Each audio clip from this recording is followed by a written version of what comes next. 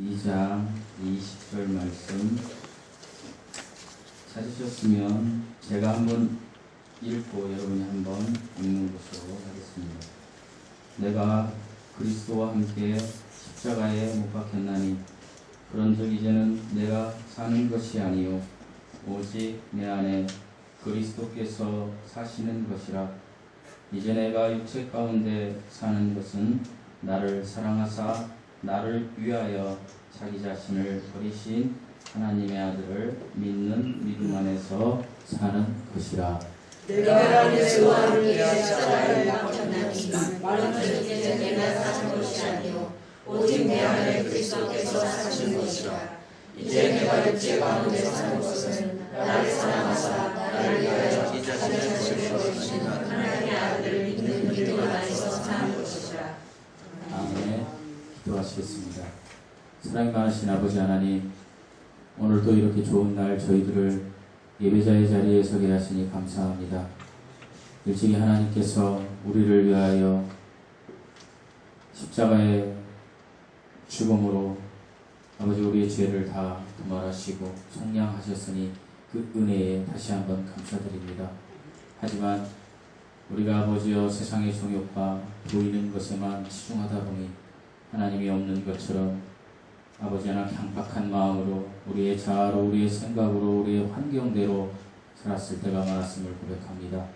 이 시간 아버지 하나님 예배를 통하여 예수 그리스도께서 십자가의 죽으심이 나의 자아의 죽음임을 인지하고 믿음으로 받아들여 우리의 남은 여생 동안 그리스도를 의지함으로 살아가겠다라고 결단하는 은혜의 시간이 되게 하여 주시옵소서. 아버지 하나님, 저희들 너무나 연약하고 미약합니다. 하지만 하나님께서 우리와 함께 하시니 아버지 하나님께는 두려울 것이 없습니다. 아버지 하나님, 이 믿음이 오늘 예배드리는 모든 주님의 사랑하는 자녀들 마음속에 있게 하여 주시옵소서. 감사드리며 예수님의 이름으로 기도드리옵나이다. 아멘. 아멘. 샬롬. 샬롬. 날씨가 많이 좋아졌습니다. 오늘 갈라디아서 2장 20절 말씀을 가지고 저는 이번 주와 다음 주 두 번의 설교를 하려고 합니다. 특별히 이번 주에는 십자가의 삶이란 제목으로 말씀을 나누고자 합니다. 오늘날에는 널리 보급된 성경과 훌륭한 복음 전도자들에 의해서 다른 진리가 선포되어지고 있습니다. 하지만 그러나 더욱 많은 거짓 전도자들에 의해서 교회가 변질되어 가고 있는 것도 사실입니다. 그들은 구원을 얻기 위해 믿음 위에 다른 것들을 더하거나 빼는 자들입니다. 그들 중에 많은 사람들은 행위를 통해 믿음으로 구원을 얻으려고 하는 자들입니다. 또한 믿음의 결과를 물질과 건강에 연결시키려는, 이 세상에 속해 있는 것들에 연결시키려는 자들입니다.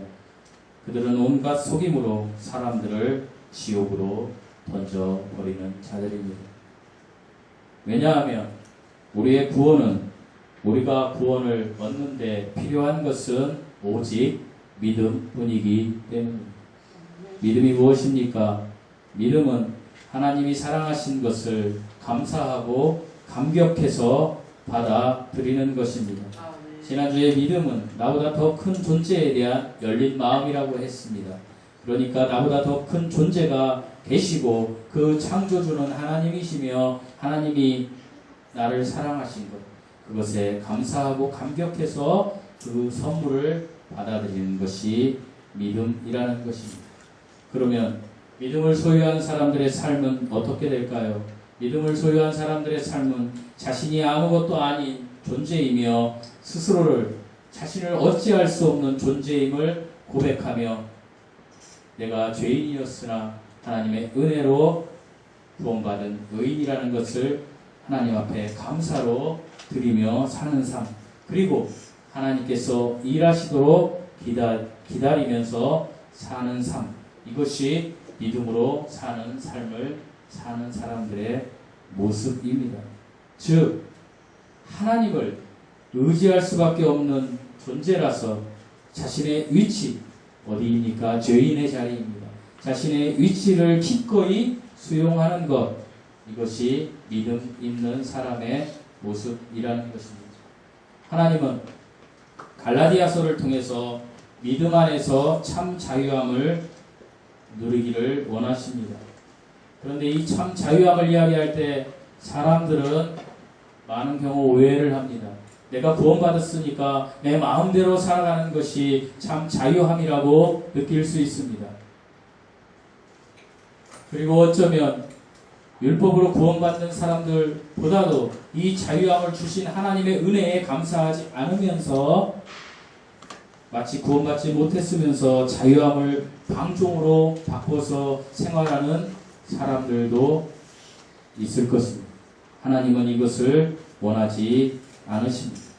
오늘 우리가 읽은 본문 20절에는 내가 나라는 바울의 말이 6번이나 나옵니다. 특별히 갈라디아서 1장과 2장은 바울의 개인적인 간증을 포함한 내용입니다. 내가 만난 부활의 예수님, 그 예수님은 오직 믿음으로만 구원받을 수 있는 분이다. 율법은 거기에 섞이면 안 된다라는 이야기를 하고 있는 것입니다. 그리고 갈라디아서 3장과 4장은 교리적인 부분으로 들어갑니다. 많은 사람에게 구원에 대해서 바울 개인의 그 심정이 아닌 교리적인 부분으로 이야기합니다. 그리고 갈라디아서 5장과 6장은 이 구원받은 사람들은 성령의 열매를 맺어야 한다라고 이야기합니다. 이 성령의 열매가 자유함이라고 이야기하고 있습니다. 이렇게 갈라디아서가 전개되는데 오늘 2장의 이 바울의 고백은 비록 바울의 고백, 내가 그리스도와 함께 십자가에 못 박혔나니, 이 바울의 고백, 이것은 모든 그리스도인의 고백이 되어서 삶으로 이어져야만 합니다. 저는 오늘 본문을 중심으로 해서 이 바울의 삶의 가치, 즉 그리스도인의 삶의 가치와 본질, 이것은 십자가의 삶이란 말로 바꿀 수 있습니다. 이 십자가의 삶은 어떤 삶인지 이 주제를 가지고 두 가지 논점으로 생각해보며 여러분과 은혜를 나누고자 합니다. 우리 20절 말씀을 한번 읽어보시겠습니다. 20절입니다. 시작. 내가 그리스도와 함께 십자가에 못 박혔나니 그런즉 이제는 내가 사는 것이 아니요 오직 내 안에 그리스도께서 사시는 것이라.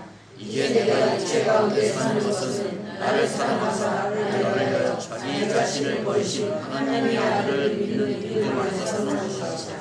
본문의 십자가에 못 박혔다는 말의 시제는 완료 시제입니다. 이미 예수 그리스도께서 십자가에 못 박혀 버렸습니다.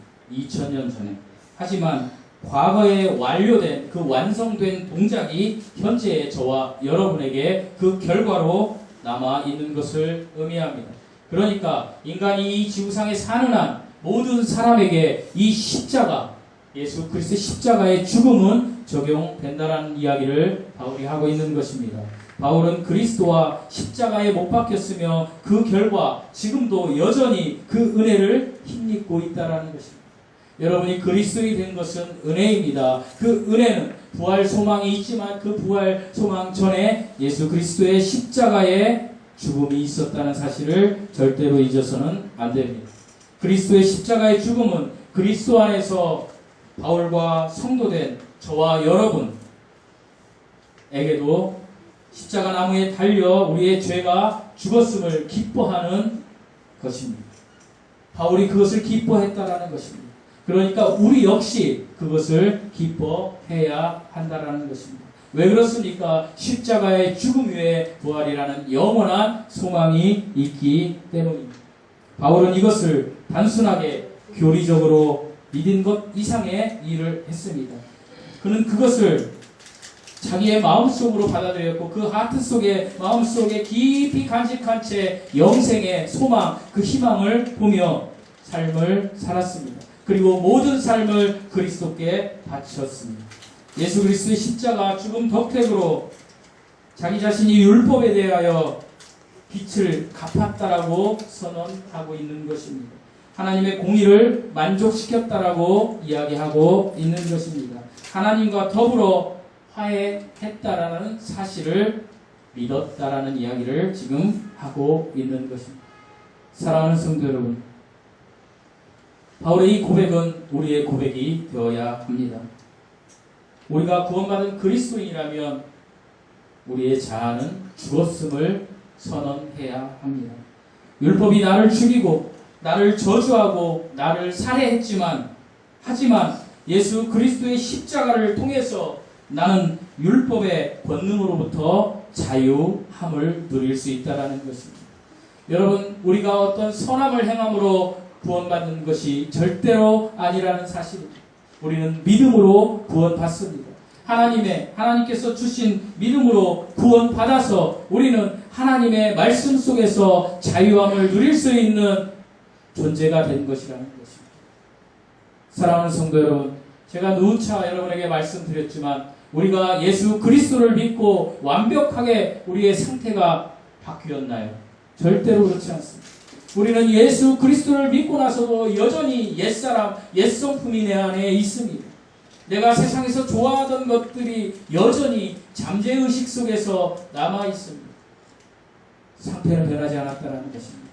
그런데 예수 그리스도를 만나지 않은 많은 사람들은 옛성품 나의 자아대로만 살아가지만 예수 그리스도를 만난 우리는 이제 새 성품이 들어와서 내 마음속에서 하나님의 법과 사단의 법, 나의 자아가 서로 싸우고 있다는 것입니다. 상태는 그렇습니다. 그런데 중요한 사실이 있습니다. 우리의 위치는 확고하게 변했다는 것입니다. 어디로요? 하나님의 자녀인 의인의 자리로 변화되었다는 것입니다. 그래서 그 속에서 여러분이 자유하라는 것입니다. 내 영혼이 예수 그리스도의 말씀을 통하여 따스함과 온유함과 포근함을 누릴 수 있는 위치가 되었다는 것입니다. 그러면 우리가 언제 이 자유를 마음껏 누릴 수 있을까요? 그것은 내 자아를 죽일 때입니다. 내 자아를 십자가에 못 박을 때입니다. 내 마음에 어떤 상황에 내가 분노함이 표시되려고 하는 나의 옛성품이 올라올 때마다 하나님의 말씀으로 그 새 성품으로 누르면서 하나님 앞에 내가 그 하나님의 말씀을 가지고 온유함을 선택하는 것, 이것이 자유한 삶이라는 것입니다. 그런데 많은 경우 그리스도인들이 자기 위치가 변했다고 해서 많은 경우 방종의 길을 택합니다. 그런데 여러분, 중요한 사실이 있습니다. 예수 그리스도를 만난 사람은요, 방종의 길로 계속해서 갈 수 없습니다. 제가 목회를 하면서, 그리고 제가 그동안 많은 경우 50년 이상을 살아오면서 의인된 그리스도인들의 모습을 많이 보았습니다. 그리고 책을 읽어서도 많이 보았고 성경을 통해서도 많이 보았습니다. 예수 그리스도를 만난 사람들, 그 어느 누구도 변하지 않은 사람이 없다는 것입니다. 예수 그리스도를 만난 사람들은 하나님의 말씀 속으로 들어가서 하나님 앞에 자유를 누리려고 노력한다는 것입니다. 그것이 크기가 좀 크고 작고 차이뿐이지 어찌되었건 하나님 앞으로 나아가려고 한다는 것입니다. 내가 하나님 앞에 어떤 죄를 지었을 때 예전에는 당연한 것이었지만 내 양심 그 깊은 속에서 하나님의 영이 나를 터치하며 계속해서 이야기한다는 것입니다. 이것이 다른 것입니다. 우리 중에 아직까지도 이런 것이 없는 분은 하나님 앞에 다시 한번 나아가야 합니다. 어쩌면 지금 우리에게는 내가 무엇을 먹을까, 무엇을 마실까, 무엇을 입을까, 이 세 가지 질문이 중요하다고 생각하며 이 자리에 앉아 계신 분들이 있을 수 있습니다. 그러나 진정으로 구원받은 그리스도인들에게 이것들은 중요하지 않게 됩니다. 왜 그렇습니까? 이 모든 것의 주인은, 이 모든 것을 공급하시는 분은 우리 아버지 하나님이시기 때문입니다. 우리는 그래서 이런 것들에 우리는 죽어버렸기 때문입니다. 예수께서 이것을 십자가상에서 없애버렸습니다. 그렇기 때문에 우리는 하나님 앞에 우리의 염려들을 맡길 수 있습니다. 왜 하나님을 믿지 못하십니까? 여러분의 염려와 걱정과 근심이 있다면 여러분 하나님께 맡기십시오. 목사님, 저는 그것이 잘 안 돼요 라고 이야기하는 분이 혹여 우리 중에 계신다면 그분은 기도하지 않는 분, 그분은 하나님의 말씀을 보지 않는 분입니다. 그분은 하나님 앞에 찬양 드리지 않는 분입니다. 그분은 하나님 앞에 예배 드리지 않는 분입니다. 그렇기 때문에 나의 자아가 풍성해져서 나의 생각대로 판단하기 때문에 그래서 결과는 항상 허무와 그리고 결과는 항상 세상의 악함을 선택할 수밖에 없다라는 것입니다. 사랑하는 성도 여러분, 나는 나에 대하여 죽고 그리스도로 사는 사람이라고 선언하십시오. 나는 나에 대하여 죽고 하나님 앞에 사는 사람이라고 선언하십시오.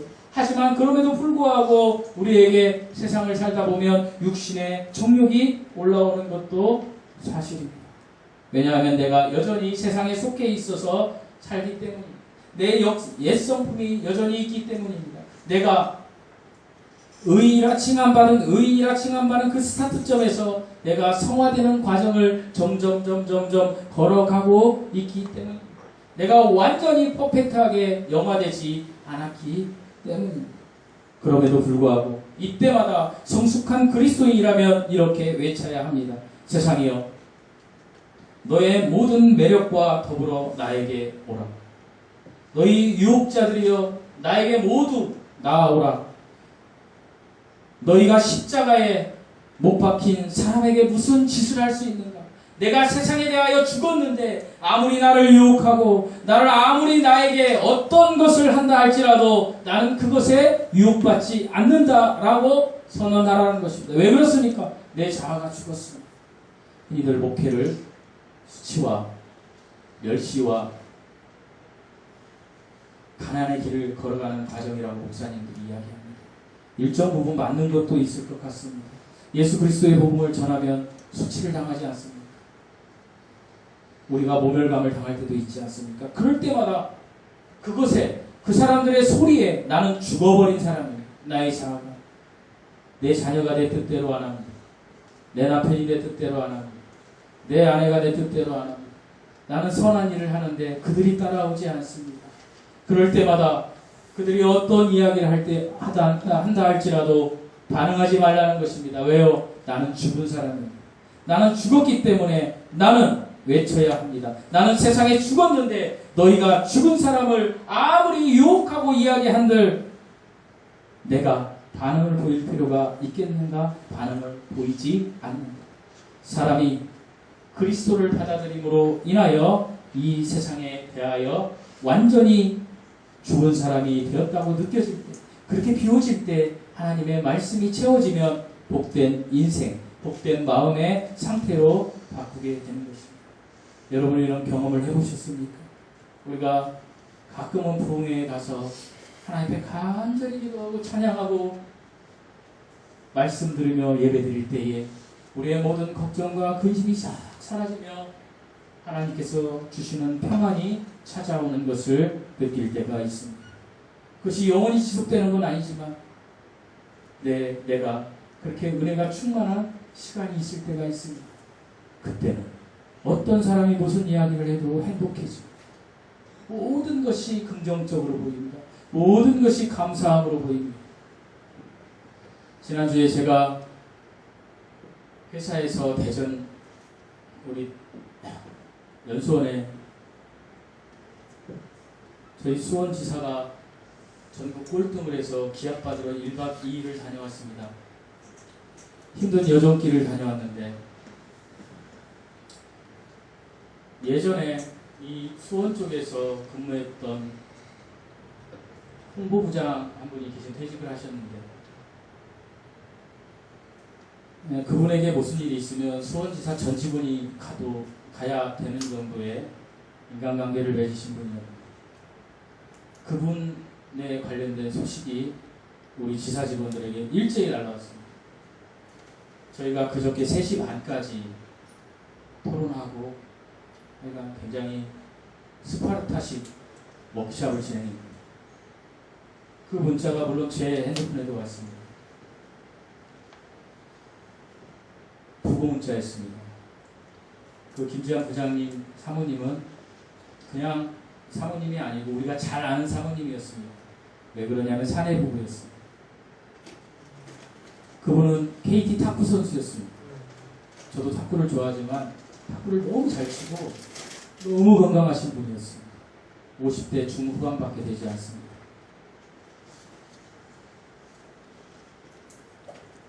몸이 좀 안 좋아서 병원 가서 선고받고 바로 운명하셨습니다. 제가 느끼는 것과 여러분이 느끼는 게 다를 수 있습니다. 왜냐하면 저는 그분을 알기 때문에. 그리고 지난주인가요? 33세의 청년, 너무나 건강했던 청년, SK나이츠의 농구선수 정재홍 선수가 병원에 진료 갔다가 내일 수술을 받으라고 갔다가 사망했습니다. 사랑하는 성도 여러분, 제가 차가 커서 우리 여직원들을 태우고 갔습니다. 가고 3시 반까지 토론을 했기 때문에 그저께 올라오는데 굉장히 피곤했습니다. 저도 제가 어떻게 올라오는지 모릅니다. 근데 올라오기 전에 저한테 그랬습니다. 잠을 못 주무셔서 운전을 어떻게 하시나요? 뭐 그분들이 걱정하는 건 저를 걱정하는 거지만 자신들을 걱정하는 것입니다. 왜 그렇습니까? 그 차를 제 차를 타야 되기 때문에. 그래서 제가 그랬습니다. 나는 신의 아들이다. 내가 신의 아들이잖아. 가다가 어찌 될지 모르겠지만 가장 좋은 것으로 될 거야. 그 사람들 입장에서는 엄청난 소리가 들렸던 거예요. 야, 열차표 끊어야 되는 거 아니야? 그러더라고요. 죽음 앞에 굴복하지 않는 사람은 없습니다. 사랑하는 성도 여러분, 그러나 우리에게도 언제 죽음이 올지 몰라요. 제가 그날 저녁에 와서 저희 가족 식사할 때 그런 얘기를 했어요. 누가 좋은 거, 우리 어머니가 저희 그 병원장 된 삼촌 자녀가 의사가 되고 유학 이런 얘기를 할 때에 제가 이런 얘기를 했어요. 비하하기 위해서 아니라 지금 가진 것에 만족하세요. 여러분, 지금 여러분 가진 것에 만족하세요. 아멘. 그리고 감사하세요. 아멘. 그리고 하나님 앞에 들어가세요. 그리고 나의 모든 것을 비우세요. 반드시 복된 인생으로 바뀝니다. 그리고 제가 이런 설교는 처음 하는 것 같습니다. 여러분, 주일 성수 안 한다고 해서, 여러분 교회 일 안 한다고 해서 여러분 지옥 가지 않아요. 여러분이 정말 예수 그리스도를 믿음으로 구원받았다면 여러분 천국에 가요. 하지만 여러분 하나님 있게 일해보세요. 열심히 해보세요. 죽도록 해보세요. 우선순위를 하나님의 일로 바꿔보세요. 복 받습니다. 이건 자명한 사실입니다. 왜 그렇습니까? 하나님은 심는 대로 거두시기 때문에. 여기에 증인이 제가 있습니다. 저는 가진 것이 하나도 없는 과부의 아들이었습니다. 참 희한한 말이죠. 제가 이 자리까지 와서 제가 이렇게 서기까지는 저희 어머니의 기도, 그리고 어찌되었건 율법적인 어쨌든 하나님 앞에서 빠져나가지 않았던 그 생활 때문에 하나님이 여기에 온 것입니다. 사랑하는 성도 여러분, 제가 여러분에게 복받는 비결 말씀드리겠습니다. 제가 이렇게 얘기하면 우리 목사님 기복주의로 바뀌었는데 아니에요. 여러분이 구원받았다면 하나님의 일을 먼저 생각하십시오. 제발. 이것이 복받는 비결입니다. 이 복된 인생의 주인공이 되시기를 제가 기도드리고 축원드립니다. 아멘. 둘째로 십자가의 삶입니다. 십자가의 삶 20절 말씀 다시 한번 읽어보시겠습니다. 20절입니다. 시작. 내가 그리스도와 함께 십자가에 못 박혀나니 그러므로 이제는 내가 사는 것이 아니요 오직 내 안에 그리스도께서 사는 것이라. 이제 내가 육체 가운데 사는 것은 나를 사랑하사 나를 위하여 자기 자신을 버리신 하나님의 아들을 믿는 안에서 사는 것이라. 십자가의 삶은 둘째로 오직 내 안에 그리스도께서 사시는 삶입니다. 우리는 지금까지 성도의 죽은 면, 십자가에 나의 자아가 죽은 면을 보았습니다. 이런 사람은 귀머거리고 벙어리고 장님입니다. 그리고 죄 많은 세상에 대해서 아무런 감정이 없습니다. 하지만 우리는 살아있습니다. 어디에 살아있습니까? 죽었으나 어디에 살아있습니까? 나의 자아에 대하여 죽었으나 어디에 살아있습니까? 예수 그리스도께 살아있습니다. 예수님은 크리스찬 생명의 원천이십니다. 포도나무의 수액은 아무리 작은 덩굴 손에 속에서도 살아있다라고 합니다. 많은 해부학자들이 신경을 이야기합니다. 신경을 지배하는 이 두뇌를 뇌수라고 합니다. 이 뇌수가 어느 신경의 가장 끝자리에서도 살아있다라고 합니다. 여러분, 이 손톱 끝허리에 바늘로 이렇게 찌우려고 이렇게 찌르려고 해보십시오. 그러면 여러분 어떻습니까? 여러분 그 머릿속에서 막 찌릿찌릿하지 않습니까? 푹 찌를 때 아프지 않습니까? 뇌수가 살아있다라는 것입니다. 모든 그리스도인들도 마찬가지입니다. 하나님께 접붙여 있으면, 그리스도 안에 있다면 그 사람이 아무리 연약한 사람일지라도, 그 사람이 사람들이 볼 때 적은 은혜를 누리는 사람일지라도 정말로 그리스도를 믿는 성도라면 조에 영원한 생명이 보장되어 있다라는 것입니다. 사랑하는 성도 여러분, 어떤 사람들이 가진 것에도 부러움을 갖지 마십시오. 여러분이 예수 그리스도를 만났다면 이 세상 어떤 것보다도 여러분은 가장 큰 것을 소유한 사람입니다.